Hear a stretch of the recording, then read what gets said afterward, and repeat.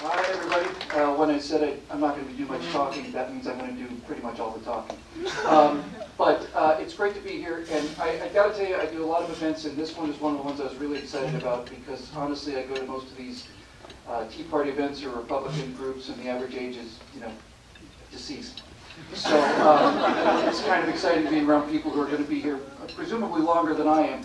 Apparently there might be a Bernie supporter showing up later, and I hope he shows up, because seriously, because it takes real courage to walk into a room full of other people's opinions. And you guys have to do that every single day. Every single day, you guys get to walk into a room filled with other people who have different opinions than you, who are ready to kind of sneer at you and stuff. And the good news is they're a bunch of blithering idiots, and they're all going to be working for you someday. So, so we thought we might start with that premise. So look, here's just the basics I just want to start with, and then I genuinely want to just hear what you're hearing so I can kind of show you how to deal with some of this stuff. There's a lot going on. I happen to think the good news is I think we're kind of past peak political correctness. I think there's still a lot of PC out there, but I think PC is getting so ridiculous now. It's just eating itself alive, and I know the country's just had enough of it.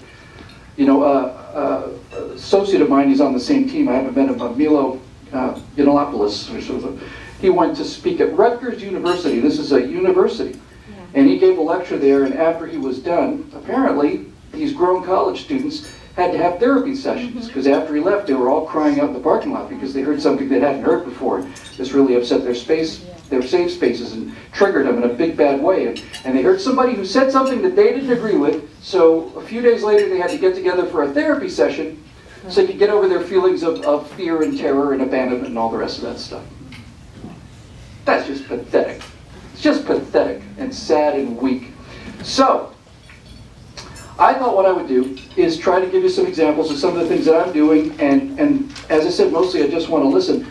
But I'll give you a couple examples of what I'm talking about, because the main problem with Republicans and conservatives is, we tend to be considerably older than liberals and progressives.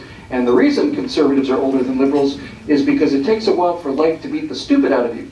That's why, generally speaking, you get more conservative as you get older. But the problem, I think, with most people trying to reach young conservatives is they go for, let's just call it the quill pen and the parchment approach. So I don't know how many Tea Parties events I've been to. I've been to a bunch, hundreds probably. And I love the Tea Party, and I love the people that go to the Tea Parties. And I love the fact that sometimes at a Tea Party you'll see some guy dressed up as Ben Franklin or Thomas Jefferson or Washington. And I love the Gadsden flag, and I love the muskets, and I love the parchment and all that other stuff. But to be perfectly honest with you, if you're going to be starting to go after young people who've purposely been told that they don't know what any of this stuff means, they have no idea about who the founders were, they got no idea about how this whole thing happened, if you start asking young people to go and follow this, and you want them to join this, they're going to look at you like you're barking mad. And they're right. I mean, when you talk to most young people today about a Tea Party, they'll say, well, what's a Tea Party? It's a bunch of old women sitting around drinking tea, right?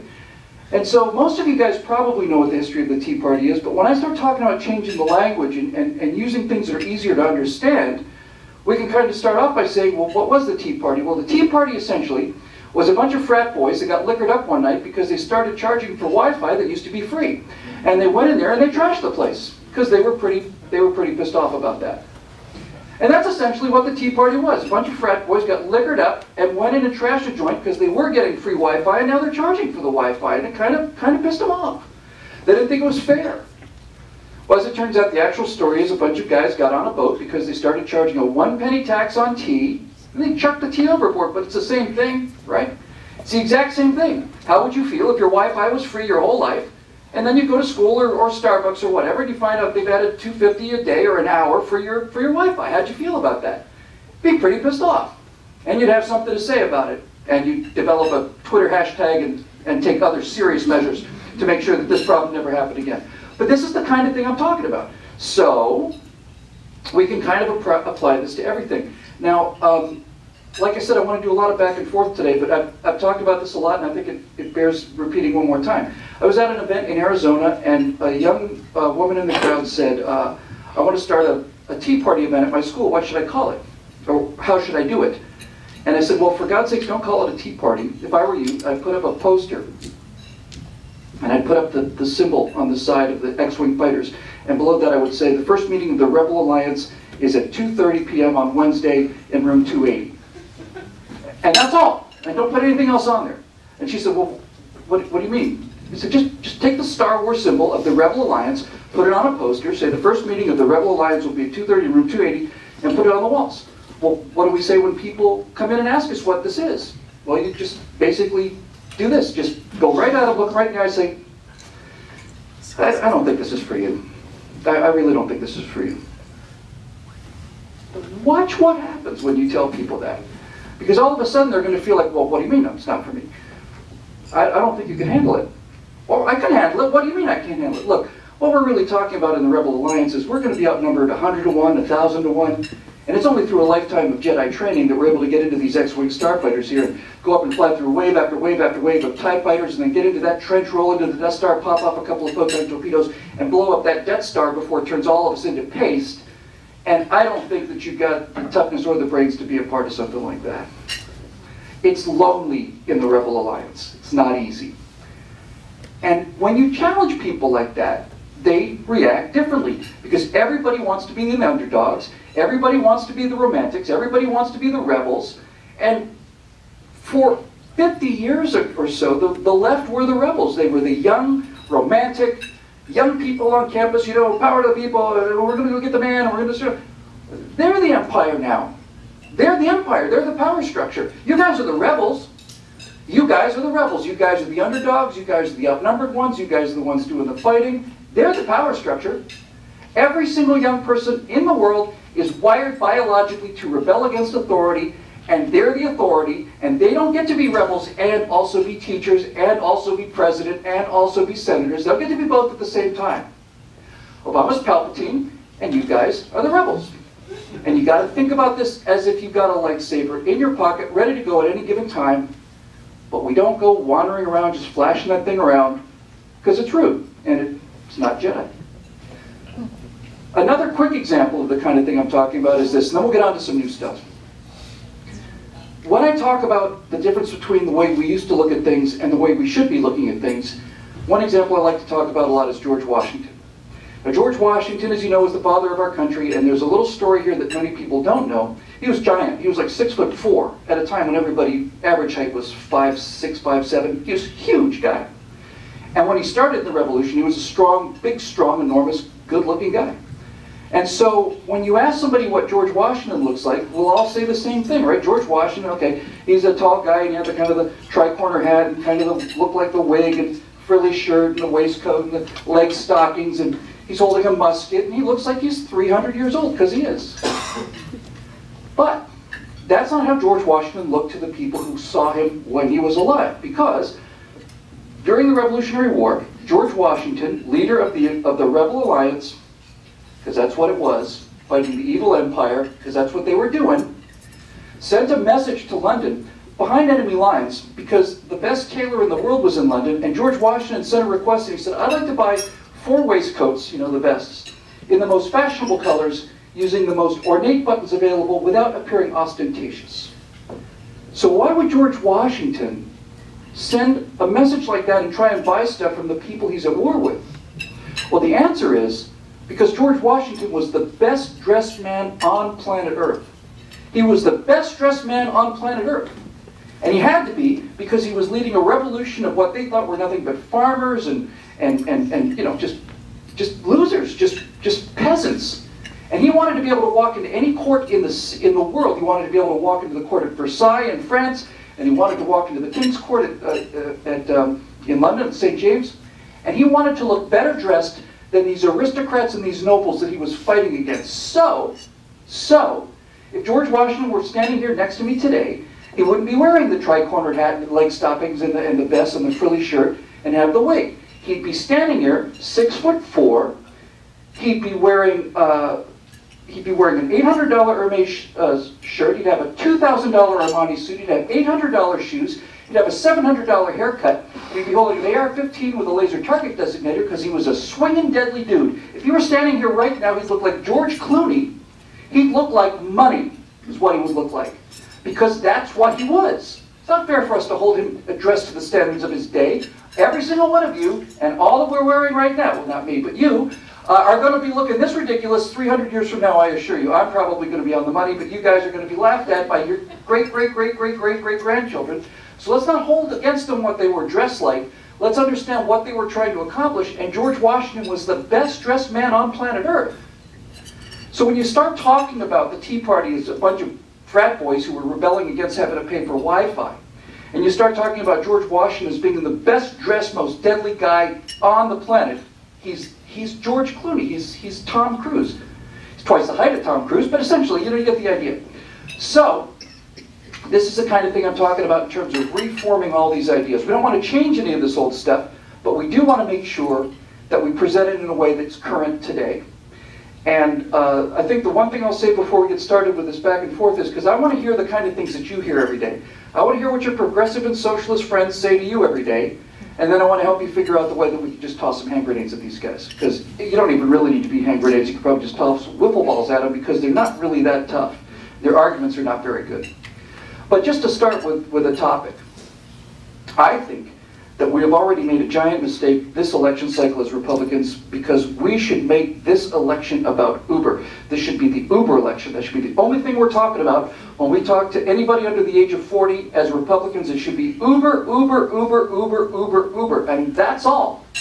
Because Uber is everything that we believe in, and that's why Hillary Clinton is against Uber, and that's why Bernie Sanders is against Uber. Bernie Sanders is against Uber. He uses Uber, and that's not an unusual pattern for Bernie Sanders to be taking advantage of things that other people are doing, but he uses it, but he's against it, and Hillary's against it, and they say it needs to be regulated, it needs to be monitored. We need to have standards, and we need to have some kind of regulations and licenses. Why are they saying this? Why?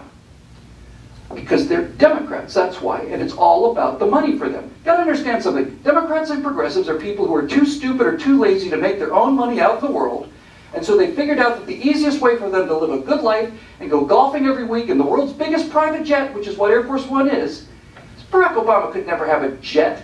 He's not smart enough to run a decent used car lot. He certainly doesn't have the personality for it, but if you get into politics, you can take other people's money by force, and then you get to go golfing all around the world and have your wife go off to the south of France and pay $12 million for that adventure, except that they're not paying, you're paying, and I'm paying. So you have to understand what progressives are. They're people who are either too lazy or too stupid or too mean-spirited or all three to go out and make their own money, so they want to take yours. Right? So let's talk about Uber. Bernie's against Uber and Hillary's against Uber because Bernie and Hillary are in the pockets of the unions. The unions are what drive the Democratic Party.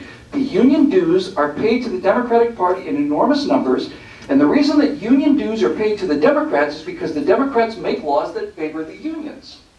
So here's a couple of interesting true facts about Uber that you may not know. First of all, the reason that they hate Uber is the reason that we Republicans and conservatives love Uber, because it's very simple. You got a car, I got some money, I need a ride, we're in business. How hard is that? You got a car, you need some money, I need a ride and I have some money, ta-da! And it's fast, it's instantaneous, it's efficient, costs next to nothing, and it's fun, by the way. It's just really cool. Now, where does the government get their piece of this transaction? Where does Barack Obama get his money out of that transaction? Or Hillary? Or Bernie? Where do they get their money out of this transaction? They don't get any money out of this transaction. And that pisses them off very much. So, what they want to do is they want to start regulating this. For your safety, of course. It's for your safety. They care so much about your safety. It's for your safety. I don't know if anybody's ever been injured in Uber. I know thousands of times people have had their lives saved by not driving home drunk by Uber. And I'm responsible for 300 or 400 of those myself. So, why is it that they hate Uber so much? They hate it because it's free. It's not free. They hate it because they don't get a piece of it. So let me tell you about two things that happened to Uber. These are actual historical facts. I talked to an Uber driver in LA about 2 years ago. He was like the 5th Uber driver in the country. He'd been around a long time. And in many airports, still, it's getting a little better now. Uber could drop you off at the airport, but they were not allowed to pick you up. If they saw you in the bottom line, they saw the Uber thing and they were picking you up, they'd write them a ticket. They were legally not allowed to pick you up. And if you look at your Uber app at LAX, you literally would see no cars around you because they blocked LAX out, legally blocked it out. So, Everybody wanted to get picked up at the airport in Uber. If I took Uber to the airport, I'd rather get picked up by Uber on the way back. The cab ride is 3 times more. It's a $30 ride from Sherman Oaks in an Uber, and it's about $89 in a cab. Plus the cab takes a half an hour, and Uber's there in 3 minutes. So, people wanted to be picked up by Uber at the airport. But the airport didn't want that to happen because of all the cabs. We're going to lose business. So, what the airport authority said to Uber was, I'll tell you what, we'll let you pick up passengers at Uber, but you have to add $8 to the fare, and all of that $8 comes to us. I can see people going, what? You guys look at this look on your face like rocks have just fallen out of the sky. It's true. It's true. The airport and the government and the state and then the federals, all these people, where's our cut? Where's our piece of the action? It's giant racket is what most of this stuff is. So they said to Uber, add $8 to the charge and send it to us, and you can pick up at the airport. And Uber said, no. It's awesome. It's fantastic. I thought that took such guts. I loved the company before. I loved it even better after that. They said, no. People will find a way to get off the airport, and then we'll pick them up there. So that's what I do. I take an airport shuttle to the airport, go to the hotel, go inside, wash my hands, come out, get on my Uber, go home. But that money that they wanted wasn't for anything. There was no special access. They just wanted a cut because they've got all of these people in California who are retiring on $200,000 a year because they were the assistant undersecretary deputy water clerk for Fullerton, California. So they're going home with a $200,000 a year retirement money for the rest of their lives. And somebody has to pay for this. And guess who's going to pay for it? You are. And they wanted to add $8 to the tab on Uber so that they could make this fair. You tell young people this, and they go, wait, hold on, this is completely wrong. What did the government provide for this? They provided the roads, it's true, but the roads are paid for in gas taxes, and the Uber drivers have to buy gasoline, so there's not that. They have to pay for a licensing fee, they have to pay for that too, same as anybody else's car. But they didn't get a piece of the action, so they hate it. Here's something else that they tried to do for Uber, because this is how the government works, this is how the Democrats work, and this is how progressives think. A couple of months ago, I forget which state house it was, but it was one of the state houses. Off the top of my head, let's just say it was Illinois. I'm not saying that's what it was, but it was a state house. And there was a demonstration outside the state capitol, and it was a demonstration of union cab drivers against Uber. And you know why they were demonstrating at the state capitol? They wanted a law passed. And you know what these union drivers, these cab drivers, do you know what they wanted the law to say? I'm not making this up. Anybody here ever use Uber, by the way? We're in an Uber-free zone in Medford. I probably should have qualified this before I got here. Anyway, you know how it works, right? Everybody understands the principle. I got an app on my phone. I say I want to get picked up. It goes out to another guy who's got a car. He's there in 2.5 minutes, right? So it's wonderful. And in LA, they don't know how to drive. They don't want to drive. They're 25-year-old kids who are still kids. They've never gotten their driver's license. They just Uber everywhere. So the point is, you hit this little button, and the signal goes out, and it says to all of the Uber drivers in the neighborhood, you can see right where they are. They show up on your phone. These little cars driving around. It's awesome. And it sends a message to them, and it says, I want to go to the airport, and one of these guys says, I'll take it, and he gets your address, and he comes and picks you up. But these clowns wanted a law that said that the second that I hit the button saying, call Uber X, that signal would go out, a driver would pick up the job just as usual, and normally he would get my directions. He'd get the route to where I was, because my phone knows where I am. I might not know where I am, but my phone knows where it is all the time. So the car comes and gets me, car comes and gets my phone, hopefully I'm still attached to my phone, and then I get in the car and off we go. But what they wanted was they wanted legislation that said that the second that that driver accepts that call, the software in the phone was going to have to put on a 5-minute countdown clock. 5 minutes! It had to count down from 5 minutes to 0 before it would release to the driver the address where I was. In other words, they wanted a law that built a 5-minute delay into Uber, and the cab driver said, we cannot compete against these guys otherwise. Therefore, government, step in and protect us so that we can continue to provide this awful service to the American people, which you get a part of through our union dues and through all the licensing fees and all the rest of it. See how it works? It's larceny. It's stealing.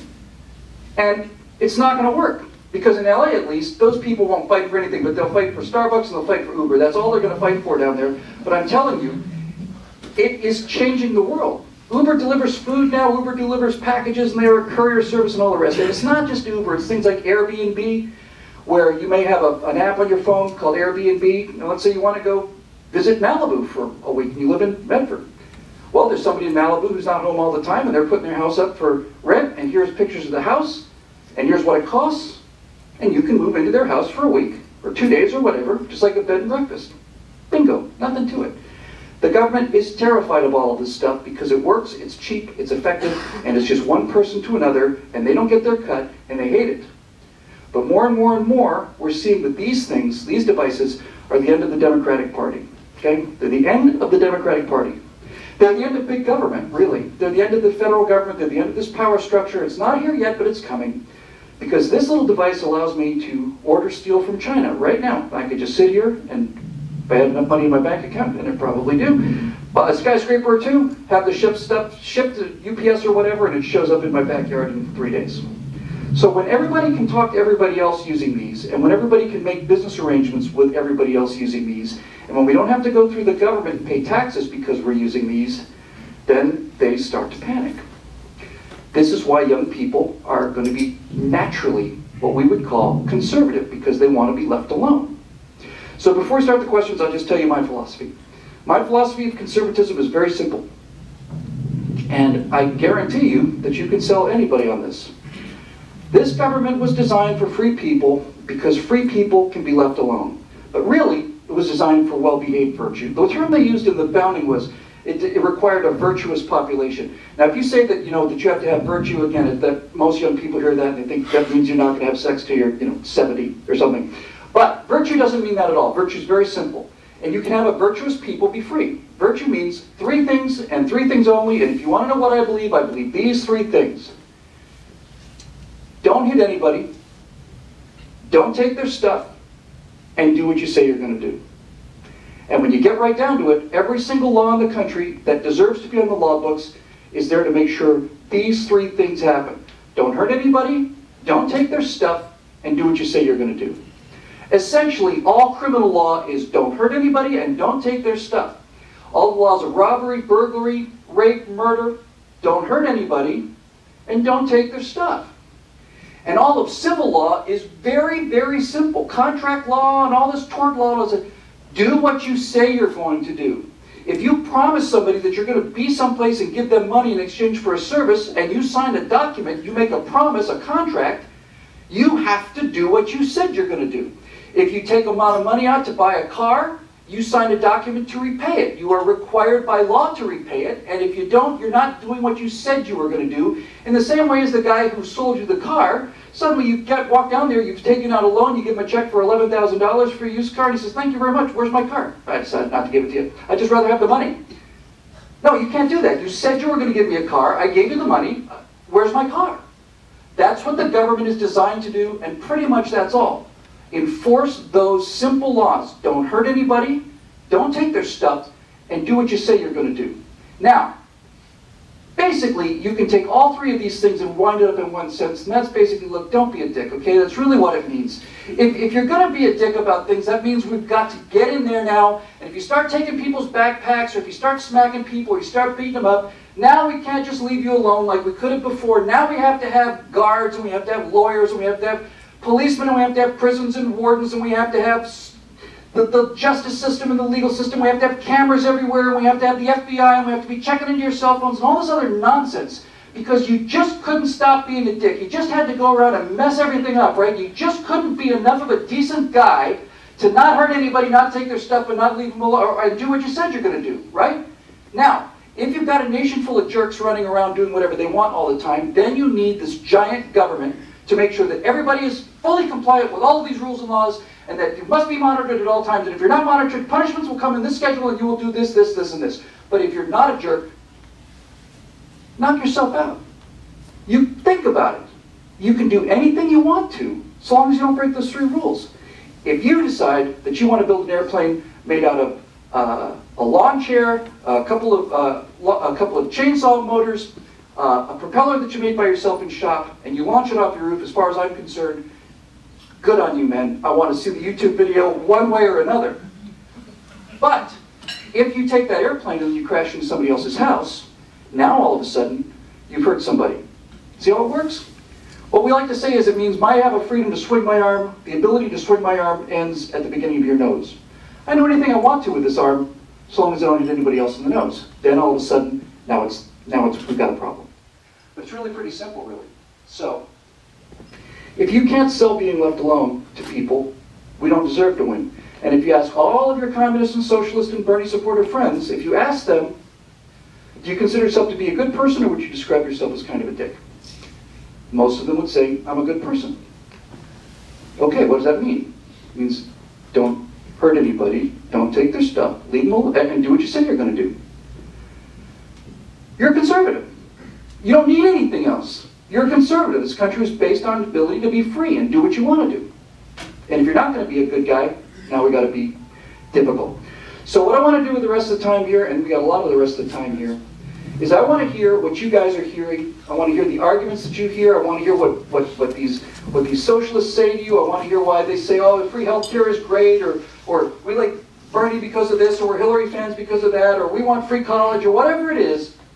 I just want you to ask me like you're one of these socialist progressive weenies, and I'll show you how we can answer any one of these questions, and I want to do as many as we can. So who wants to start? Nobody gets to go away. Yes, sir. Capitalism cannot compete against socialism and communism. Capitalism cannot compete against socialism and communism. There was never a truer statement issued on the face of the earth. Ever, ever, ever. That is the most true thing that anyone has ever said on the history of planet Earth. Capitalism cannot compete with socialism and communism. Absolutely right. 100% correct. Capitalism has made the entire world free and prosperous, and socialism and communism has killed 200 million people. No less than that, no less, none. 200 million people taken out into the woods and shot in the back of the head in order for everybody to be part of this ideal society on earth. It has never happened. And when you ask a socialist, so you're going to be socialist like the National Socialists. National Socialists, that sounds good. Well, unfortunately, National Socialist is National Socialist German Workers' Party, NSDAP, National Sozialistische Deutschland Partei. That's shortened to Nazi. That's what the Nazis were. They were called National Socialists. When Nazis were fighting in battle and when they were killing 6 million Jews, they were doing it in the name of National Socialism. Now, some people say the Nazis weren't socialists. I didn't get to name them. I wasn't around. They named themselves. They named themselves National Socialists. I didn't name them National Socialists. Hitler and Goering and Goebbels and all the rest of these mass murderers named themselves National Socialists to sell it to the German people. So, you got 6 million dead in terms of the Jews in the concentration camp, another 6 million dead because they killed all the homosexuals, they killed all the gypsies, they killed all the disabled people, they killed them all because they wanted this wonderful big state government where everybody was equal and we had everything we wanted and everything was free. Plus they started a war that killed 52 million people. Oh, well, they didn't do it right. Okay, let's go to the Union of Soviet Socialist Republics. Not the Union of Communist Republics, the Union of Soviet Socialist Republics, the USSR. They started murdering people. They killed all the kulaks. That's the first thing they did. So let me tell you about the kulaks. The kulaks were peasants. Peasants are farmers who have essentially no machinery. A kulak, the word kulak in Russian means tight fist. It means he held on to his money. A kulak was a peasant farmer who maybe had a horse and maybe had enough money to hire 2 or 3 other people. This isn't some giant capitalist. This is a guy who's a smarter farmer than the other people, so he's doing better. So they had to kill them all. They killed them all. They starved them to death. In the 1920s and 30s, they starved the kulaks to death. How many? I don't know, 8 million, 30 million? Starved to death. They would come back after the communists and the socialists had taken all the grain out of this to distribute equally to everybody. And everybody in the village who didn't have their own ox decided to take that rich fat cat 1%er who's basically a guy who has 2 oxes or 3 employees, and they put him up against the wall and they shot him, and they took all their stuff to distribute to the big rich people back in the cities, to the workers back in the cities. So, when you get all the murders that the Soviet Union has sorted out through, all the times they kept killing their own people, all the people in the original revolution that were shot, in the Soviet Union, every single day, there's a building in downtown Moscow called the Lubyanka. It kind of looks like an old state house. And I'm not kidding now, every single night for 30 years, they would take everybody who disagreed with them and they'd put them in prison cells down below, and then they'd march them out into a line, and then 6 at a time, they'd stand them up against a wall like that was hollow, and they had wooden doors there, and 6 guys would take their revolvers, and a guy on the other side would drop his baton, and they'd just go, boom. They were stark naked, they took all their clothes first, And every one of them dropped to the ground dead. They put them on a meat cart and haul them up on a rope, put them on a cart, cart them away. 6 more people in, kaboom! 6 people, bang, bang, bang, every 10 minutes for 30 years. For 30 years. Why? Because they're blocking the wonderful progress of socialism. I didn't say that, and I didn't invent this. I didn't come up with this because I'm a mean conservative. This is what actually happened. The Russians didn't do it right either. The communists didn't do socialism right. We mean doing it right. Okay, so you mean like in China, where Mao starved 50 million people in order to get his Great Leap Forward. 50 million people! That's France! He killed France. He killed the entire nation of France to get this socialism to work, and he still couldn't do it. He's the greatest mass murderer in history, Mao is. He's the greatest mass murderer in history, by far. 50 million people. Well, they weren't doing it right either. Okay. Cambodia. The socialists come into Cambodia, the communists come in, they kill anybody who can read, anybody wearing glasses was killed because they were obviously educated, all the teachers were killed, everybody else is sent to a camp, you're eating lizards, 7 million die in the killing fields to get the socialism there? No, they weren't doing it right either. I'm starting to detect a pattern here. What about Venezuela? They were the richest country in South America, they had the biggest oil reserves in the world. They are starving to death now in Venezuela because they had socialism for 10 years, and now they can't even buy toilet paper down there when they have the biggest oil reserves in the Western Hemisphere. Utterly ruined. Utterly ruined. Well, they weren't doing it right either. Well, what about Cuba? They had a corrupt government in Cuba when Fidel took over, but these people left by hundreds of thousands. I grew up in Miami. People got on these rafts, and when I say rafts, I mean a couple of lawn chairs with a couple of inner tubes strapped together. So you just think about this. Did you come with anybody? You here by yourself? So your wife. Okay, so you and your wife get on a lawn chair, maybe you have a few kids, grandmother, your mother, and you strap a couple of these lawn chairs together with inner tubes, and you push off in the middle of the night, and you go through 90 miles. What's that, Crater Lake, from here to Crater Lake, back again, and then back again, right? 90 miles of open water, shark-infested water, to leave the socialism to come to America and the evil, awful capitalism. Now, the reason Bernie's wrong and I'm right is not because I'm saying I'm right, but the reason Bernie's wrong and all of your socialist friends are wrong and I'm right is because we can talk about socialism all we want to all day. But at least 100,000 people have gotten over on those rafts and shoved off to sea and made it to Miami. And another 100,000 or 200,000 or more got on those rafts, got out into the ocean, watched their wife be torn apart by sharks, watched the little daughter slip under the waves, watched their grandmothers die of exhaustion or starvation or thirst or exposure. And not one time, ever one time, did a dentist and the rest of his family go down to the beach in Fort Lauderdale, strap together a bunch of inner tubes, take their family on board, push off and go south for the free health care. That never, ever, ever, ever, ever, ever, ever, ever happened. Not once. So, if 60% of the raft were coming north to capitalism and 40% of the raft were going south to socialism, we'd still have a better argument than they do. But it's not 60-40, and it's not 90-10, and it's not 95-5, and it's not 99-1. 100% of the people that make a life and death decision to pick between these two ideologies go from socialism to come here. 100% of them. No one ever got shot going over the Berlin Wall to get into East Germany and the free health care. That never happened. But hundreds of people were killed trying to get out of this socialism hellhole. Now, of course, the Bernie supporters will say, no, no, no, no, no. We're not talking about that. They did it wrong too. I'm beginning to notice a pattern here. How many hundreds of millions of people do you have to kill before you admit that maybe this isn't such a good idea? Bernie's people will say, no, no, no, we want to be like Denmark. Well, in Denmark, for example, they have trains that run on automation. They have automated trolley trains. You never have automated trolley trains in America because the unions won't let you have automated trolley trains in America. Well, let's take Sweden, because Sweden's an example I know a little bit better. All the socialists you've ever heard said, Sweden's wonderful. Why can't we be like Sweden? We have free health care. We have free benefits. We have cradle-to-grave benefits. We have free maternity leave. All this stuff is free, free, free, free, free. I was in a car, when I first got to LA, I was a limo driver. And I was 30, I guess. And I drove a businessman from from San Marino down to the airport. Just businessmen in a Lincoln Town Car, that's all I did. And I was driving the Swedish businessman one day, and a good limo driver knows when to be quiet, and he knows when somebody wants to talk, and you gotta know the difference. And this guy decided to start talking, so we have a little chat about things here and there. his first comment was, don't you understand that there's a place in LA called Simi Valley? He says, why would you call this Simi Valley? Don't you know what the meaning of the word Simi is? It means kind of low and kind of greasy and gross. I said, yes sir, we know what Simi means, it's our language. It's actually Simi Valley. So that's where he's starting from, right? You mean low peasants, you ignorant knuckle-drugging savages. But he said, you seem like a smart guy, Bill, because you know what Simi means. So why do you Americans not have the free health care that we have in Sweden? And he was from Norway. In Norway. And I hadn't been doing any politics. I was a filmmaker. I hadn't thought about any of this. It was completely new to me.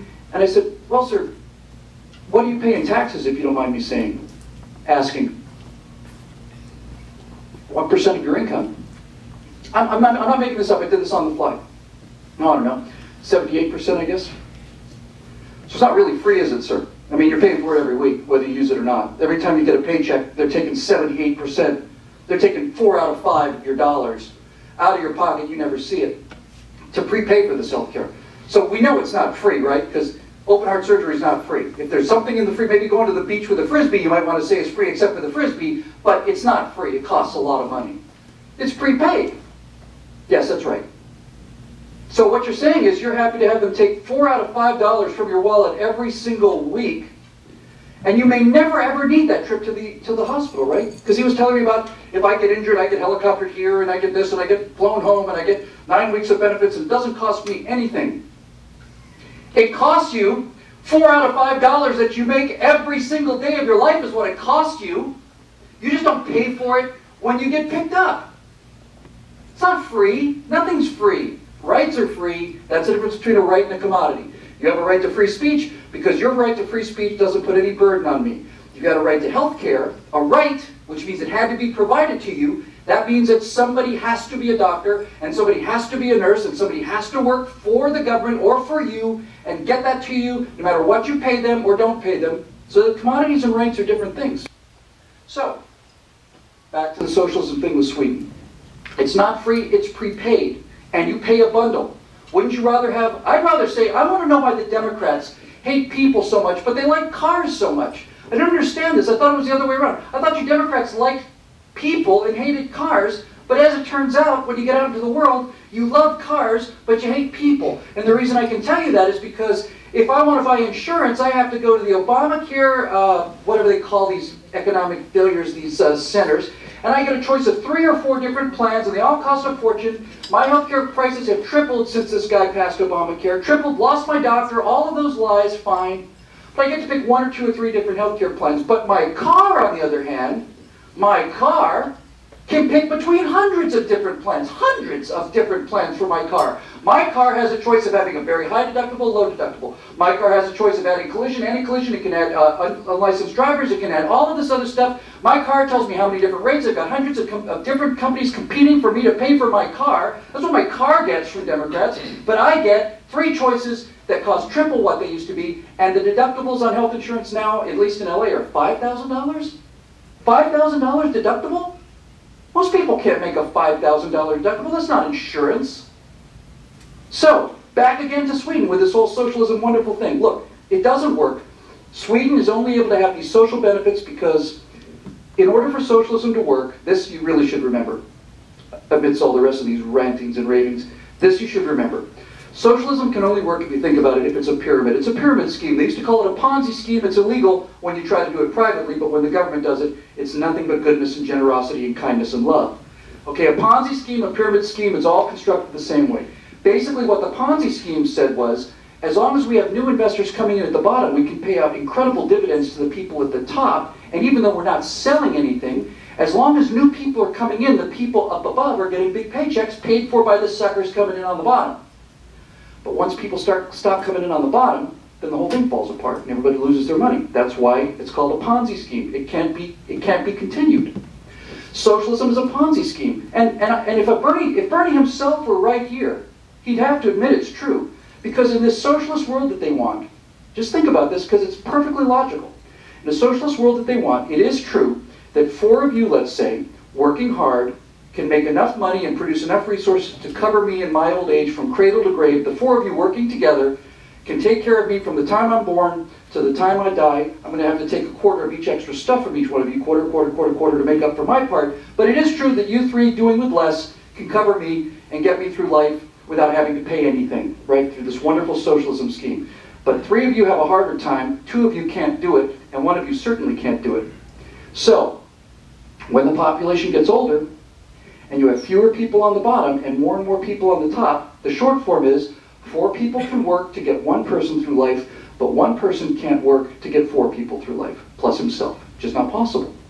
So it has to be a pyramid. There have to be new, younger workers at the bottom, and a lot of them, in order to pay for fewer and fewer benefits for people as they get older and older. Sweden has a birth rate that's about 1.4 per woman, 1.4 children per woman. In order to have a straight line, forget about a pyramid, forget about a growing population. In order to have a stable population, each woman has to have 2.1 children. They have to have 1 child to replace the mother, they have to have 1 child to replace the father, and then you have to have 1/10 of a kid to pay for all the people that are going to go, hey, watch this on YouTube. Those people aren't going to make it long enough to have kids, so we got to make an allowance for the Democrats and the progressives who are not going to live long enough because of the stupid things they do. But generally, 2.1 people to keep it vertical. If you have a birth rate of 5 or 6 or 7 child per woman, yes, you can have socialism. And as long as there's new kids coming in, you can have socialism. But these Swedish countries, these Scandinavian countries, are not only not pyramids, and they're not even vertical, they're inverted. There's more and more old people and fewer young people working to pay for the benefits. So what do? Well, they want their benefits, so they say, well, what can we do? We're not making enough Swedes. I know. We'll import Swedes. We'll import them. We'll import them like we would import corn or oil or iron or anything else. We're going to import it. We're going to import huge numbers of workers from Africa, from North Africa, from the colonies in Algiers and all the rest of the stuff, and we're going to bring them into Sweden, and they're going to be the new Swedes. And we're going to bring in a lot of them, too. And they're going to be the base that are going to make this pyramid scheme continue to work because we don't want to give up all of our wonderful benefits. So they import all of these people. And the first generation of people that they import work very hard because they want to come to Sweden. But their kids are not getting employed, and their kids are facing extermination, and the kids are getting benefits too, and the government's running up more and more debt, and they get more and more angry, and they get more and more alienated. They don't feel like Swedes, and the next thing you know, you've got this entire population that's raping all the Swedish women, committing virtually all of the crime in Sweden, because it is collapsing. And one more point, because the socialism point is the whole point. Sweden can afford to have socialist programs, and so can Germany, and so can England, and so can France, because they don't have to pay for their own defense. You know why? Because we pay for their defense. American taxpayers pay enough defense to defend Europe and Scandinavia, and since they don't have to pay for their own defense, they can have all these benefits. We pay for their socialism. We do. Well, Sweden has a defense budget, yeah. Sweden's got 6 fighter jets, and they've got 200 guys. And they're right next to Russia with 5,000 fighter aircraft, 10,000 tanks, and a long history of having invaded Finland and Scandinavia. Who's stopping the Russians from going into Germany right now? Or going into Finland or Denmark or Sweden right now? Who's stopping them? We are. We're stopping them. Because the capitalist system produces so much money that we can all get rich together and have enough money for the biggest defense in the history of the world, big enough to defend the entire world, to allow them to have their socialism. And the final argument is the best one. Let's take Sweden again. If you were to look, you can go home and do this right now. Look at the Wikipedia page for Swedish inventions, okay? Swedish inventions. You will find that the Swedes invented the spherical bearing around 1923, which is what allows an axle car to transmit some force. It's a useful invention. And they also invented the dialysis machine in the 50s, which is what they used to take the toxins out of a person with kidney ailment. And that's it. Since the beginning of the 20th century, the spherical bearing and the kidney dialysis machine. Now, if you go to the page that says American inventions, you get 16 pages of Google. 16 pages of Google. You get the bulldozer and the airplane and GPS, you get the laser, you get the computer, you get MRI machines, you get pharmaceutical breakthroughs, you get everything. You get Facebook, you get Google, you get Apple, you get the iPhone, you get the smart device, you get the iPad. All of this stuff, all of it comes from here. Why? Because here, you can make a decision that you've got a good idea and you can start a business for $200 and you can come up with a device that's going to destroy the iPhone, and you are going to be worth $50 billion, not because you took it from somebody at gunpoint, but because you had an idea that was so good that everybody is lined up to pay you $300 per device because it was such a brilliant idea, and in this country you were allowed to come up with it. You can't just start a business in Sweden. Everything's run by the government in Sweden. Everything's rigid. You've got to have thousands of dollars to get started. If you hire an employee in Europe, you can't fire them again. You can't just hire a guy and say, oh, you know, he's not working out. You have to hire that guy. You have to keep him employed for the rest of their lives, basically. So yes, the person is 100% absolutely correct. They get the gold star for authenticity. Communism and socialism cannot compete with capitalism in any way whatsoever, because not only do we provide a better quality of life for everybody on the planet. China's rich now. You know, I did a documentary on China in 2000, in the year 2000. I was working on that show while the attacks of 2001 happened, and I was doing a documentary on China about the moon ceremony. And they had footage that had come back that year and footage that had come back 5-6 years before, from like 1993, 1994. And you couldn't edit the two pieces of footage together because in 1994, 1995, Chinese people were living in stone houses, wearing Mao jackets and riding bicycles. Every single one of them. And 4 or 5 years later, once they started selling stuff to the United States, these people are on the streets with cell phones, and they're driving Mercedes-Benzes, they've got these steel skyscrapers. It's like, it's not even the same country anymore. What took 1 billion people out of poverty? Capitalism did. The ability to make money did. Manufacturing things and then taking a profit did. There's more billionaires in China than there are in the United States now. And India, which was the dirt poor, suffering, horrible suffering of these wonderful, kind people, India is a booming economy because of what we do with our call banks. You know, we have to put up with somebody with a funny accent. Yes, I've got a problem with my thumb drive. How can I help you? What's your name? My name is Kevin. No, it's not. What's your real name? It's Kevin. Okay, Kevin. May I get your name, sir? Bill. Could you spell that for me, Bill? B-I... But this money has gone to India, and now Indian people are starting to live like human beings. Everywhere it's employed, everywhere around the world, people get freer and they get richer. Now, I just have to make this one point because I'll come back to this with a new question, but it's interesting because I was talking with an Uber driver yesterday. It was a great conversation. I'll talk about that tonight at the Lincoln Club dinner. But this guy got here from Egypt, and he was a big Bernie supporter. And he said, well, why don't we all speak different languages? And I told him, and he said, well, what is it about this capitalism that you like? Why don't you like socialism? And I told him, I said, look, you are here. The reason you're here and not in Egypt is because either you or your parents had the guts, the courage, the initiative, the brains, the will to leave this god-awful system behind and come here. Of course you're going to succeed here. You're descended from risk takers. You're descended from people who are not willing to sit still and take it. Of course you're going to succeed here. And he said, well, if that's true, then why isn't everybody in America a millionaire? And I just can't believe this came to me, but it just came right out of my mouth. I said, well, to be honest with you, Mason, to be honest with you, really, in a real honest way, everybody in America really is a millionaire. Because the poorest Americans on earth, the poorest Americans on the earth are richer than 93% of everybody else on the planet. That includes Europe and China. The poorest Americans are richer than 93% of the population in the world. So it is kind of true in a way that if our poor people, if our poorest people have cell phones and $200 sneakers and air conditioning and cars, by the standards of the rest of the world, they are millionaires. That's why people die to come here and nobody dies to go there. Any other questions, Bernie? No? Okay, so much for your campaign. Who's next? Did I completely blow everybody's circuits here? Come on, there must be some more questions. Yes, sir, go ahead. So unfortunately, my socialist friends are relatively versed in history, and they believe that America has been, since the fall of the Soviet Union, a global force for bad. As under the Clinton administration, we did virtually nothing in Africa, and then Bush topples Iraq, and then you have the whole Arab Spring, where we basically support the Muslim Brotherhood. And Tunisia falls, and all these other Middle Eastern countries fall, largely because of our actions. So what is the report to that America can be a global force for good, or is? Well, first of all, America has always been a global force for good, and you can ask the people whose butts we've kicked. So let's just start historically, because I'll come to the present. Let's just ask the Germans, and let's ask the Japanese, two people that were more utterly defeated maybe than any people in the history of the world.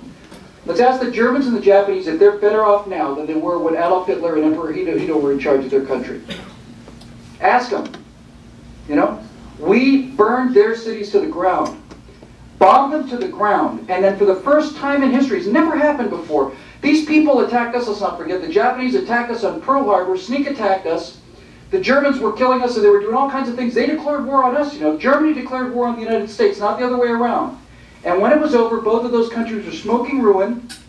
And we spent billions and billions and billions of dollars to develop the atomic bomb and the B-29s to deliver them. And when the war was over, for the first and only time in human history, it's never happened, the victors spent another $40 billion, which is an incredible sum of money in 1946, and gave the money to the Japanese, and they gave it to the Germans, and they gave it to the French, and they gave it to everybody in Europe, the Marshall Plan in Europe and in Japan, and they gave them billions of dollars, just the people that were trying to knock our heads off a year ago, and got them back up on their feet. And the Japanese and the Germans, being hardworking people, put those monies into factories. They didn't put it into aid programs, they didn't put it into international airports that lead out to nowhere, they put it into factories. And within 5 or 10 years, Japan was producing junk. Used to say made in Japan on it, used to throw it away, it was junk. 10 years after that, they were making the best cars in the world and beating Detroit's butt. Okay, because we gave them the money after utterly defeating them to turn them into the 2 most powerful economies in the world. Now, if you take the top 5 economies in the world, United States, China, Germany, and Japan, the 2 people that were knocked to nothing by us and then lifted up by us. Never happened ever, ever, ever, ever. So let's take Michael Moore's example. In Bowling for Columbine, you see Michael Moore, and you see bombs coming out of B-52s, and you see Korea, and you see Vietnam, and you see all these other things in Desert Storm and all this other stuff. Let's take a look at the wars after World War II. After the Russians take over the eastern half of Europe, an iron curtain descends where if you're on the Russian side, on the socialist side, on the socialist side, on the socialist side, you're not allowed to come to the West, and everybody lives in poverty. But Germany, France, Italy, Poland, well, Poland was on the other side, sorry, but the Western countries, they're doing better and better and better. So, the Russians don't like that the Czechs are starting to get some freedom, so in the 50s they send tanks in, and they basically occupy Czechoslovakia. And they sent in tanks, and they occupied Hungary. It's an invasion, right? It's an invasion. They invaded Czechoslovakia, the socialists did. This is after World War II. The socialists invaded Czechoslovakia, and then the socialists invaded Hungary, and then in the 80s the socialists invaded Poland. In 1979 they invaded Afghanistan. And the Korean War, which composed of South Korea and North Korea. South Korea was free and democratic, backed up by the United States. North Korea was and is today the poorest, most desperate, awful country where the only real, genuine communism and socialism is really practiced in the world today, right? In 1950, the socialists attacked the South. The South didn't attack the North. The socialists attacked the South. That started the Korean War. A few years later in Vietnam, it was the North Vietnamese who were the socialists who attacked the South. It wasn't the other way around. It's the socialists in North Vietnam launched the attack on South Vietnam. So the Vietnam War is a result of socialist aggression. And then all of these wars in South America are the result of communist aggression. And all of this stuff and all this death and destruction is a result of communist aggression until you start to get to the Middle East, and then you begin to realize that it's all the result of Islamic aggression. Now, Islam was founded in the 700s, and it's been at war with the entire world ever since then. Islam spread from the Middle East, and Islam had taken over the entire Spanish peninsula, all of it, gone. They'd gone all the way up, they were stopped at the gates of Vienna, Austria, and the Crusades were a counterattack against these people who had not only attacked into Europe, they'd attacked into Africa, they'd attacked to the east, they'd attacked everywhere. They're still attacking today. So, which war do you want to talk about? If you want to talk about Iraq, which is the controversial war, you can ask yourself a couple of questions. Nobody ever claimed that Iraq was involved with 9/11. Nobody serious ever did.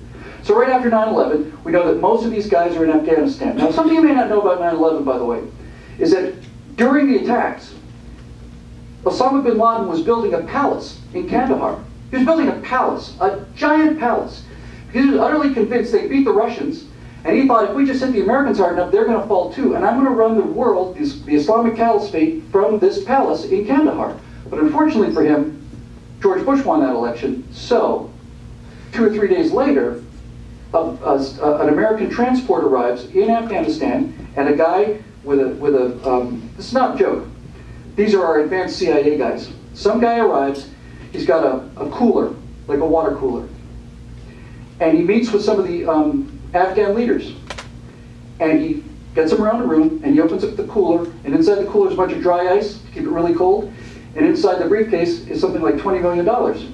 He said, we get the head of Osama bin Laden in this cooler, and you get the $20 million. But if we don't get your cooperation, we're going to come and get him anyway. Okay. So that's how that worked. Right? You had 5 or 10 American soldiers and special forces on horseback with beards living among the Afghans, living amongst them, calling in airstrikes by lasers to take out the Taliban. So let's talk about the Taliban, if we're such aggressors.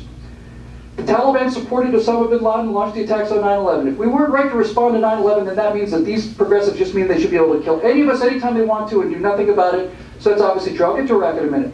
As far as Afghanistan is concerned, if that's not provocation and an act of war, I don't know what is. Osama bin Laden is based in Afghanistan. He's supported by the Taliban. So we went in there and we kicked their butts. Now, as it turned out, at Tora Bora, we decided, because we wanted to be good guys and we wanted to work with the Afghans, that we would let the Afghans do some of the patrols and we would do some of the patrols.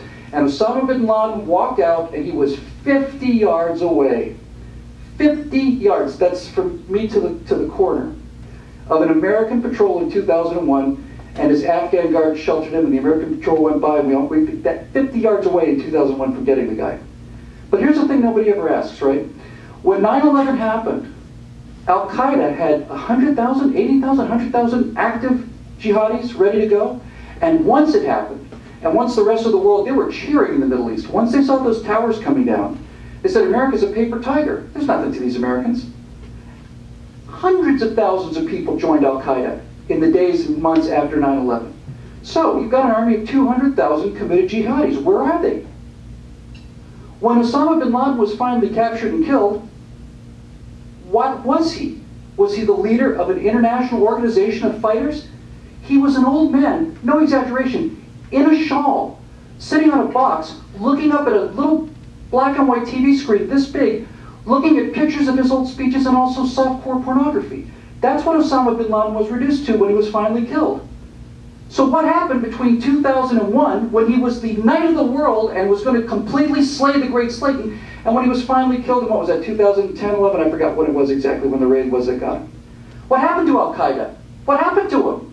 Where'd they go? They died in Iraq is where they went. They went to Iraq and they were killed by American soldiers in Iraq and not at the Mall of America. Because if you look at the communications between Al-Qaeda, what you find is that the guy who was running the operation in Iraq, his name was al-Zarqawi.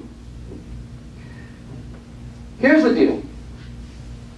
We know we got this dictator in Iraq. Why did we go into Iraq? Well, first of all, Saddam had attacked Kuwait, right? And he had put his troops on the beginning of the toes against Saudi Arabia. Originally, Osama bin Laden got into this fight because he was so embarrassed that they had to bring Westerners in to defend the kingdom. He was so embarrassed by this, as a Saudi, that he was just determined not to do it. So, basically, in a nutshell, George Bush said, look, this guy's a tyrant, he's a murderer, he's destabilizing the entire region, we're going to get rid of him. And the reason, people talk about weapons of mass destruction, they didn't find some weapons of mass destruction, they didn't find lines of nuclear weapons, but they found all kinds of chemical weapons. We know he had weapons of mass destruction because he used them on his own people. There's thousands of dead Kurds in his community that were gassed in the early 90s, I think. But the point is this. Bush had a strategy, and the National Command strategy was twofold. They said, look, if we go into Iraq, we can do two things. First of all, we can put a democracy down there and give the Muslims of the Middle East an alternative to this kind of tyranny. We can let them vote. And I remember watching this, I defended this act through the whole way through. And in 2005, you started seeing these Iraqis with the ink on their fingers because they were told if you go to the polling booths and vote, we're going to kill you all. That's what Al-Qaeda said. We're going to kill all of you. And these people, these brave people, would come out with the ink on their fingers saying, well, here I am, come get me, basically. That's when I knew we had a really good chance.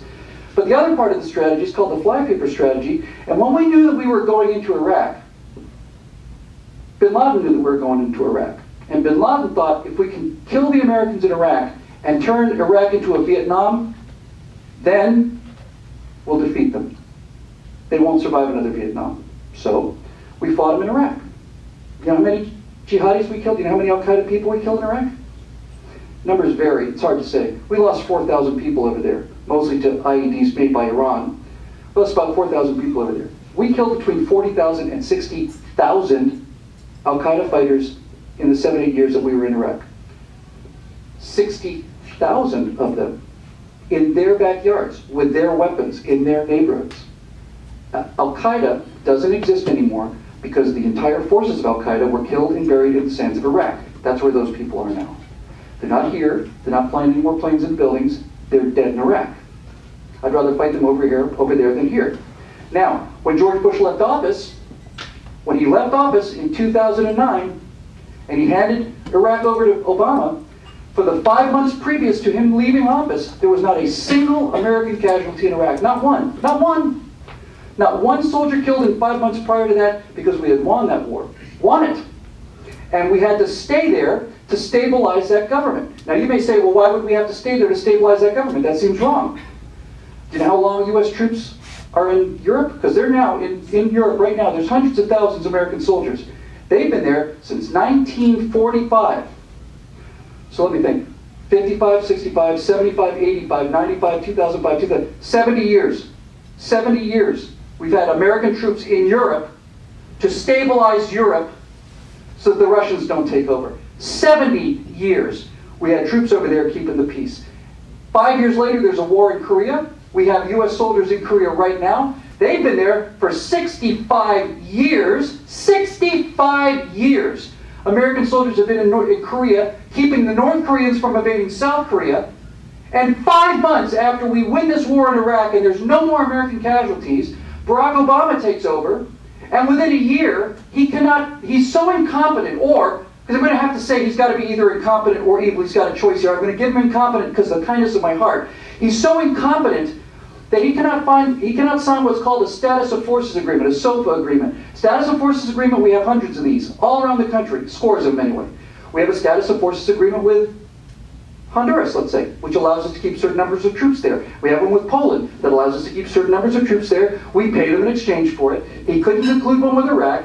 He ran on Iraq being a defeat, but it wasn't, so he made it one. So he pulled all the U.S. troops out of there, and once these guys realized that the Americans were gone and not coming back, they started pushing. What if we move forward a little bit here? Nothing. What if we start to have a little attack over here? Nothing. What if we take this little town? Nothing. What if we take this big town? Nothing. We'll call ourselves ISIS, because that's what ISIS is. It's the former AQI, Al-Qaeda in Iraq. And the originator of Al-Qaeda in Iraq, Zarqawi, was sending emails, because we have them. We found them. He was sending emails from Iraq to bin Laden in Afghanistan saying, for God's sakes, man, send us everybody you've got. You told us these Americans were a bunch of hot tub sitting liberal loser weenies, and these Marines are kicking our ass over here. Send us everybody you've got. Send them now. Send them now. And so we did. We killed them too. So that's what happened in Iraq, right? And by the way, it's real easy to say that we shouldn't have got in there. It's real easy for these socialist kids who've never been hungry a day in their lives, they've never been afraid of anything, nothing, ever. But before we went into Iraq, Saddam's son, among many others, Uday, psychotic, would drive through the streets of Iraq in a black limousine. He'd just drive down the streets. And if he saw a girl he liked, your age or younger, he would just stop the car. He'd stop the car. And a guy would get out, and he'd grab that girl, and he'd bring him in. Take him back to the palace, rape him for as long as you want to, throw him back out on the street. What are you going to do if that's your wife? What are you going to do? If Uday, Hussein, picks your wife up as she's walking home, takes her back to a place and rapes her for 3 days, what would you do? I wouldn't tell you what I'd do. Good for you, because you're an American. But after you've had your entire life filled with fear, and everybody who ever stood up before you, everybody who was man enough to stand up before you was taken out and shot, and you know that anybody who says anything bad about Hussein is taken out and shot, your wife would probably tell you, for God's sakes, honey, don't go out and do anything, I can't have you shot either. That's what you would do, right? And when we got to Iraq, the first thing we found was a mass grave, and inside that mass grave were children who had been shot through the back of the head, and they were buried with their teddy bears. And the news doesn't report this. They spent 54 days on Abu Ghraib, but they don't spend any time on this, right? It's easy to talk about what we could have done or should have done when you don't live in a state of perpetual fear, and we don't. But nobody knows what it's like to live under these kind of tyrants. I have a friend who is a Coptic Egyptian. She grew up in Egypt under, before Mubarak was under Sadat, and then Mubarak. She was a Coptic Christian. That means she's a Christian Egyptian. Rare, but there's a whole community of them. And she would go to Islamic schools every day. She was 7 years old. I got to know her very well. She said when I was 7, 8 years old, the 12 or 15 of us that were Christians used to get together and we would pray. You know what we would pray for? No, what did you pray for? We prayed that the Americans would come over and bomb this entire school, kill all of them. Us too. We prayed that the Americans would just come and bomb the whole thing. We're tired of getting beaten up and raped and murdered and pushed around. Just come in and just end it. That's what 7-year-old girls prayed for. So, that's what you're dealing with over there. Now, I supported the Iraq War. I still support the Iraq War, but if I had to do it again, I wouldn't do it. You know why? Because the Democrats cannot win the peace. They will, if you win the war, they will throw away the peace. They will lose the war on purpose after it's won. And we have 2 in a row now to prove this, because that's exactly what they did in Vietnam as well. They don't want to talk about this, but this is true. How many of us think we won the Vietnam War? Raise your hand if you think the U.S. won the Vietnam War. Seriously, honestly. Nobody. Raise your hand if you think the North Vietnamese won the war. Raise your hand. You're half right. The Americans won the Vietnam War, but the North Vietnamese won the peace. No question. When it was over, we lost. Not trying to deny that. We lost when it was over. But when the war ended, and the North Vietnamese had come to a peace agreement, the North Vietnamese were back above the line that they started from. They launched that invasion, right? They started the war. They were above the border. They spent the whole war south of the border. They sent their regular troops called the NVA down, and they had guerrilla fighters called the Viet Cong. And we fought in Vietnam for 11 or 12 years, but when it was over, because Nixon went in and started bombing Hanoi, when it was done, they were back above that line. They were where they started. That's a win for South Vietnam. And it lasted for about 2 years.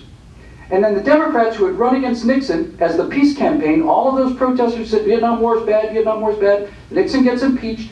They sweep into Congress, and within a year, they had changed the arrangement that we had with South Vietnam. We had a deal with them that said basically, if you lose a bullet, we'll replace the bullet. If you lose a helicopter, we'll replace the helicopter, but we're not sending any more guys. They pulled the funding out. The North Vietnamese began to poke around the margins, and then they invaded, and then they took over, and then they murdered 7 million people. 7 million people were killed by the socialists. So that's what actually happened. But if you ask me now if I would be willing to support a war that the United States was in, I would say no. Because the Republicans would win the war, and our soldiers are the best in the world. There's no question. But after it was over, the Democrats would throw it away. They'd find a way, they'd get elected on throwing it away, and that's what they did. So that's the truth, and I'd be happy to discuss that further. I want to talk more about social issues, though. You guys must get all kinds of things about social issues, and what do you hear every day? Yes? We're constantly called racist bigots. Oh, good. All the time. Why? Why are you called a racist bigot? Just tell me.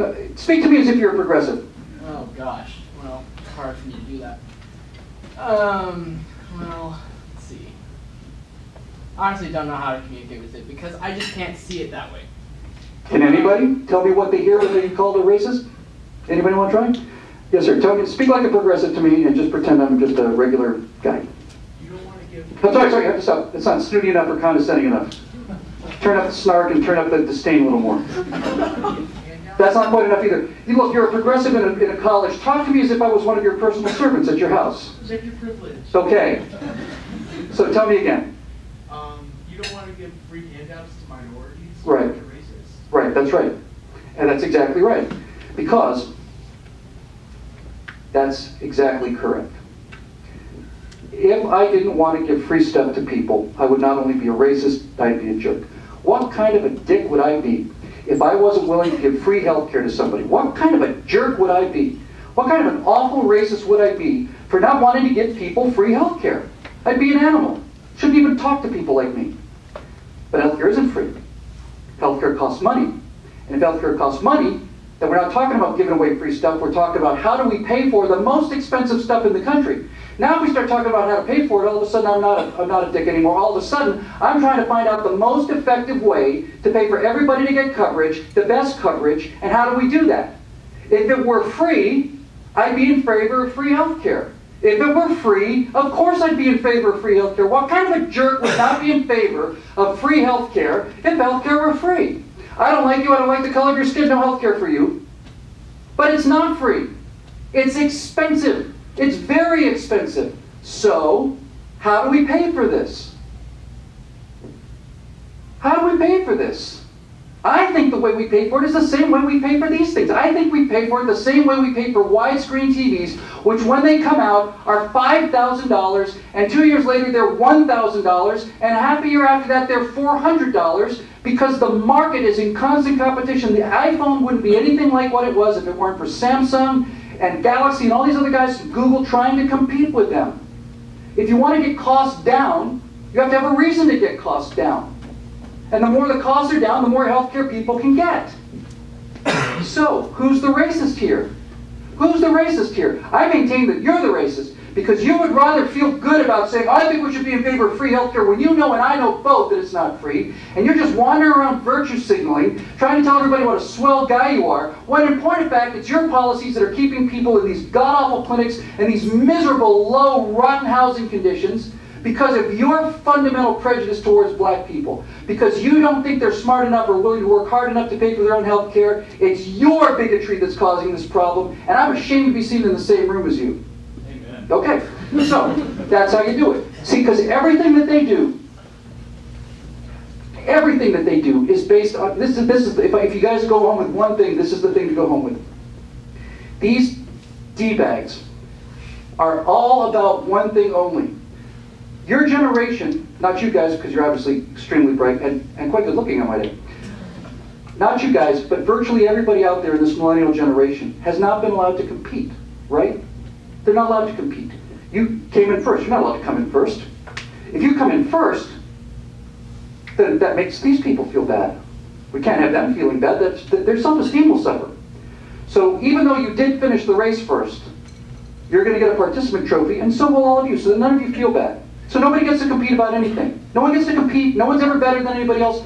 No one gets to exercise. No one gets to be ahead. No one has to be behind. No one ever competes, except in one area, as it turns out. Except in one area. As it turns out, the millennial generation is allowed to compete in one area and one area only. And the one area they're allowed to compete in, who's the biggest victim and who can do the most virtue signaling? Who can do the most virtue signaling? We all know what that term is? Virtue signaling is, I'm in favor of free health care for the poor. See what a good person I am? I think we ought to get out of wars in the Middle East and mind our own business at home. See how much a better person than I am, you big warmonger? I'm virtue signaling. It's unearned moral superiority. Everything they believe is determined to make them feel better than you and smarter than you. But they're neither. Because let me tell you something about the war thing. You asked a question about war, just in general. Is war the answer? Or is the last answer? I asked somebody once, they had a bumper sticker on their car. I met him in the parking lot 6, 7 years ago. I said, hey, I think it's an interesting bumper sticker. It said, war is not the answer. Yeah. I said, what is the answer? She said, I don't know. I said, if you don't know, then how do you know it's not war? If you don't know, then it could be war, right? Because you just admitted you don't know. Because war ended Nazi Germany, and war ended Imperial Japan, and war ended slavery. Ended it. It ended it. So when somebody says, I'm against war, I'm a hawk. Okay? I'm a big, strong military hawk. And guess what? I'm against war too. Isn't that shocking? I'm actually against war. I'm against war. You know why I want a big, big, strong defense? You know why I want to spend so much money on aircraft carriers and bombers and fighters? You want to know why? Because I hate war and I love peace, that's why. Because I love peace so much, I'm ready to pay for it. I hate war more than you do, you miserable low-life progressive, because I have friends who are actually over there, unlike you, and these are my buddies who are going to get killed, defending your right to be an idiot, because it's not a question sometimes if here's a good choice and a bad choice. It's a bad choice and a worse choice and a much worse choice. That's all you got. That's all there is. Iraq was a great example. What are we going to do? We got this awful choice here. We got a worse choice here. We got the worst choice over here. Let's do the least bad thing. Let's beat up everybody on that, right? As if we could have dropped a cake over there by parachute, all the problems would go away. So yes, I would like to give free health care to people too. And yes, I'm against war. I'd like to give free health care to people, but it's not free, so we got to figure out the cheapest way to pay for it, which is through competition. And I'm against war, and I'm against violence, and I'm against all these things, so I want to put enough people out there so that the idea of coming over here and bombing our countries is so far out of their minds that it's never, ever going to enter their heads. Because when you come right down to it, this is the question you asked about American being a force of evil throughout the world. When the war was over, there was a period during the Pacific War with Japan when, no kidding, we had one aircraft carrier left. It was the USS Enterprise. And for about, yeah, damn right, it was the USS Enterprise. What else is it going to be? Of course it's the Enterprise. So it's the USS Enterprise in the Pacific. And for 9 months out of that war, it was the USS Enterprise versus the Empire of Japan. That's it. We had one aircraft carrier. Do you know how many aircraft carriers we had at the end of the war when they signed the surrender document in Tokyo Harbor? Do you know how many aircraft carriers the US Navy had? How many? 4? 5? 33. 33. 33 aircraft carriers. Many of them were smaller fleet carriers, but they were flat tops and they could launch 16 airplanes. We had 33 aircraft carriers when the war was over. When the war with Japan was over, we had fleets of B-29 bombers.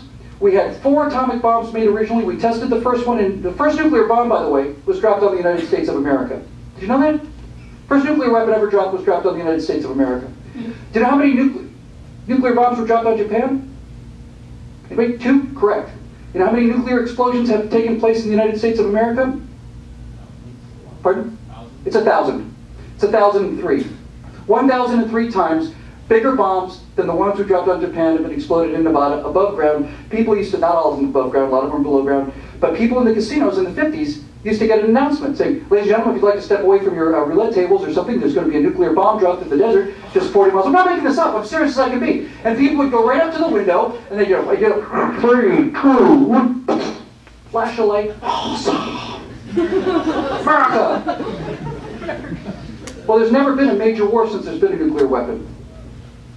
There's been these little, and some of them are big. Vietnam War was horrific because we couldn't decide whether we wanted to win or lose, so we were in it for 11 years, 50,000 guys killed. But there's never been a clash of civilization wars like Nazi Germany versus Soviet Union, because nuclear weapons have an interesting effect on people. And what nuclear weapons bring to war is, it's no longer a question of sending you dumb young kids out there. Now if it's a war, I, the president, am more likely to get bombed than anybody else, so it makes you have a second thought about a number of things, including the Russians. So, anyway, what were we talking about? I get so run up sometimes. What was that last question about? Racism. Here we go. Look. Strap in.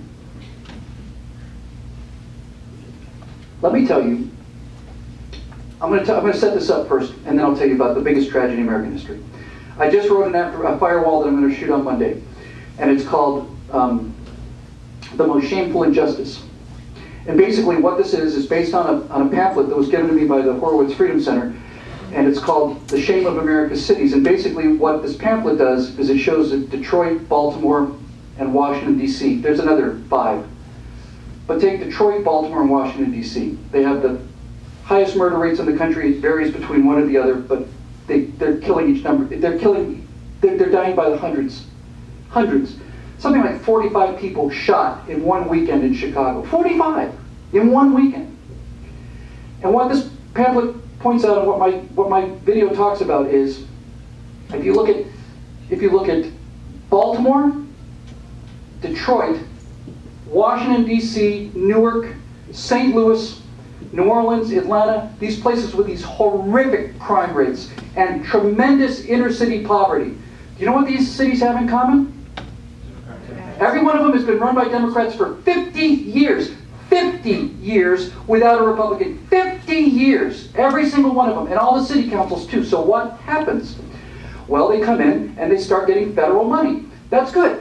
Good intentions. Money comes from Washington, federal money comes out, and then they start spending this money on these programs, except not all of the money gets there. Some of the money disappears. And you find these people are taken in, they're arrested, and there's extortion here, and 4 counts of fraud here, and there's 3 counts of contract of fraud over here. And so the money comes in, and a little bit of money goes out, and over the course of 50 years, millions and millions of dollars earmarked for education have just disappeared. They're gone. They never got there, because the black politicians kept it. And they kept telling people that it was a result of racism, so they got elected again. Marion Barry was caught smoking crack cocaine on national television. He was thrown out of office. He had a charge of possession. 2 years later, he was elected to the city council, and 5 years after that, he was the mayor again, with 90% of the vote. Okay? So, he's corrupt. He takes all the money, and it's a cycle. It's a giant scam. Thomas Sowell called it the Detroit pattern. What you do is, you run businesses out of town by cranking the tax rate up. You add all these regulations to keep your army of bureaucrats employed. And then you just keep the cash. You send some of it out, but you keep most of it. So black America's been ruined by Democratic black politicians who have kept this money in graft and not send it out to their communities and not giving it to businessmen, put it into these little programs that they get to take pieces of, and there's no contract bidding and all the rest of it to line their own pockets. Nobody's got the guts to say that, but I do because I've got the evidence, because it's true. Because it's true. Okay? And they get away with it. Now some people hear this, because I'm going to do a 7-minute video on this, and people will hear me say, you're corrupt because you're black, you're corrupt because you're a Democrat. Nonsense. There's plenty of corrupt white Republicans around there to fill gardens. You get away with it because you're a Democrat and you're black. You get away with it. So, since you get away with it, you just keep doing more and more. But the bigger question about racism is this one, and I know it's getting late, so I'll just give you this, because this is the issue, right? Look, nobody's got the guts to just come out and say this stuff, so let's just come out and say it. Black America is a catastrophe because Democrats and liberals allow it to be a catastrophe, because they start supporting things like Black Lives Matter, and when riots happen, they encourage them, and all the rest of it. But it didn't have to be this way. And this is the story I want to leave you with, because this is a true story. And if you want to talk about the greatest disaster in American history, it's not the Depression, and it's not World War II, and it's not the Civil War even. It's what happened after the Civil War, so listen up. Civil War ends, the South is utterly ruined. You'll hear black radicals will say, we built this country, you owe it to us. You owe us reparations because we built this country. You white people just sat on a porch and drank big juleps the whole time, and we built the whole thing. Well, it's true that black Americans did, in fact, black slaves built the entire plantation system of the South, but the plantation system was utterly destroyed during the Civil War. It was burned to the ground. There was nothing left of it. It was gone. Gone. So everything that they had built was destroyed and burned to the ground, and everything after that, black workers contributed to in large numbers when they moved to the North, but they were paid for every dollar of that work, just like everybody else. Okay, so let's talk about the years after the Civil War.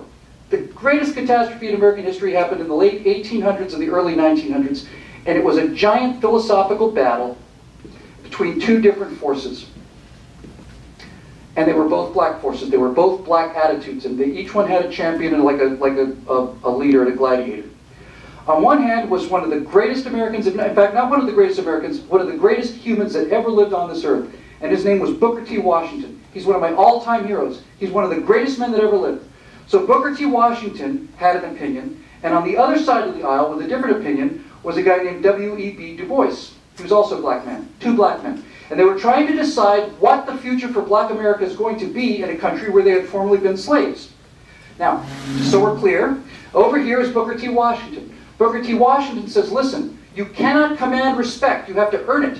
The only way that we learned any respect at all during the Civil War was when we went into battle with that all-black regiment like the 54th Massachusetts, and all these racist Union soldiers went into battle, but they weren't racist when they came out because they saw how hard we fought, they saw how brave we were, and we saw how many of their lives we've saved. So, says Booker T. Washington, so what we have to do is we have to go back to farming, because that's all we know how to do. Some of us are going to have to go back to the same plantations that we were slaves on and get paid to farm those plantations. But if we're farmers, our children will be mechanics and their children will be doctors. He said, we cannot go and ask these people for money. We can't demand respect. We have to go back. We have to set up our own economies. We have to set up our own network of people. We have to set up our own workers. We have to make our own money. And then when we come into the white community, we'll come in as equals. And we won't be asking for respect. We'll demand it. We'll hire white people because we'll have made our own money. And as we said, we'll be farmers. Our children will be mechanics. Their children will be doctors. And over here is W.E.B. Du Bois, and he's an intellectual. See, he's well educated. W.E.B. Du Bois says, no, no, no, no, no. Give us all the money now. Give us the money now because you owe it to us. Give us the money, and this is his term, not mine, and we, the talented 10th, that's what he referred to, the talented 10th, in other words, the 10% of the population that he thought was smart enough to deal with it, we, the talented 10th, will distribute it out onto our own people. And so the country had a decision to make, and they decided to go the way of W.E.B. Du Bois. He won. So the talented 10th, like W.E.B. Du Bois, got all the resources and they distributed them into the black community, but they didn't distribute them into the black community. You know what's interesting about Jesse Jackson? He's a multi-millionaire. You know what's interesting about Reverend Wright? Goddamn America, white racist, KKK, America, the second he got out of that church, he went and lived in a gated, exclusively white community. He's one of the talented 10. He got the money, he kept most of it, dispersed some of it out, and off he went. So America made a decision. And America made a decision that we are going to be considered less than the rest of these citizens. Booker T. Washington said, you've got to be better than the rest of these citizens, and he did it when he set up the Tuskegee Institute. The Tuskegee Institute for black students had a higher graduation rate than the white students, they had higher test scores than the white national average, and they had better families, more of them were married, than the national average. And if we listened to him instead of him, because when Booker T. Washington set up the Tuskegee Airmen as fighter pilots, they had crappy training, they had crappy fighters, but they were so good, Booker T. Washington held them to such a high standard that fighter unit never lost a bomber. They were the only fighter unit in World War II to never lose an airplane under their command, under their protection, and white pilots who started the war as racist saw these black pilots going out there and saving their lives. They didn't come out as racists anymore. But we didn't go with them, we went with them. And if we had gone with Booker T. Washington, we would be looking at black people now on the streets of America, and we'd be asking them for advice on financial information, so how we can make our businesses stronger. Or maybe we'd ask one of them to translate a Latin phrase for us or something. Because they would have been held to such high standards, and they would have been such remarkable people because they did it. It's not theory, they did it. That's what we could have had in this country, but we didn't, because we wanted to give it away. And if you want to talk about racism, you can blame Lyndon B. Johnson. He was the one who said, I'm going to have those N-words voting Democrat for the next 200 years because I'm just going to give them stuff. And he didn't say N-words either. We do this all day, but we don't have all day. We got to go. I wish I had more questions, but it was great to be here, and I'll be around outside, so thanks very much for coming. I hope that helped.